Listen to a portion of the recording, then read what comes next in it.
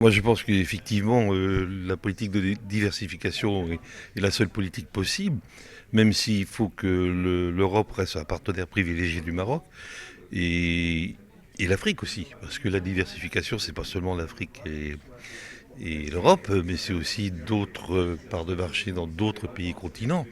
Et effectivement, oui, ça me paraît une décision tout à fait judicieuse et opportune. Parce que d'abord, ces pays-là jouent un rôle sur la scène internationale extrêmement importante. Ce sont les quelques rares économies qui ne connaissent pas la crise. Même la chute des cours du pétrole ne devrait pas trop les affaiblir, car ils ont tous des fonds souverains importants.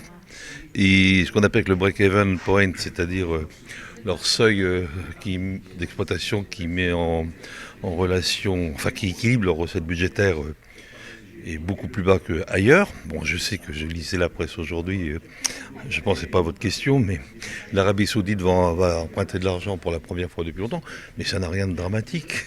Parce que le problème qu'il y a dans ces pays, c'est simplement un exercice, c'est l'exercice 2016, quand on a voté une loi de finances par rapport à un prix qui était le prix de l'année antérieure. Mais il est bien évident que cette année, en 2016, on va voter une loi de finances pas sur le même prix. Donc il y a un problème de jonction d'équilibre intertemporel.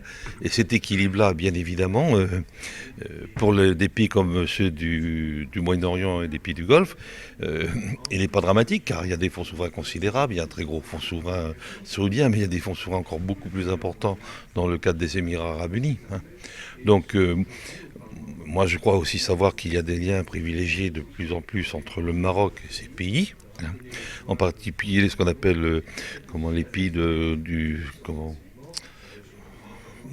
CGC. Oui. Et donc tout ça étant dans la même continuité, il eût été surprenant de l'inverse. C'est pas.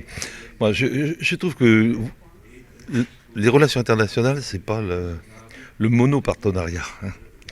C'est avoir des partenaires privilégiés. L'Europe en fait partie, et j'espère que la France le restera prioritairement. L'Afrique en fait partie, parce qu'on oublie quand même que Mohamed VI a fait énormément pour retrouver une place dominante sur le continent africain. Maintenant, il n'y a pas que l'Europe, et il n'y a pas que l'Afrique. Il y a le Moyen-Orient. Mais demain, il y aura aussi l'Amérique du Sud. Vous me parlez de la diversification. Moi, je voudrais souligner aussi, vous m'en avez pas parlé, d'un événement qui me paraît extrêmement important, qui s'est passé ces jours derniers. C'est pas au Moyen-Orient, mais ça va dans la continuité. C'est les accords avec la Russie et M. Poutine. Et les accords également avec la Tchécoslovaquie. Parce que ce sont de nouveaux partenariats. Et ça va dans le sens de la déclaration que Sa Majesté le Roi a fait hier, je crois, à la télévision sur la diversification. Je crois au contraire que plus on est diversifié, mieux on monte sa force. Et moins on est tributaire des mauvaises humeurs de certains.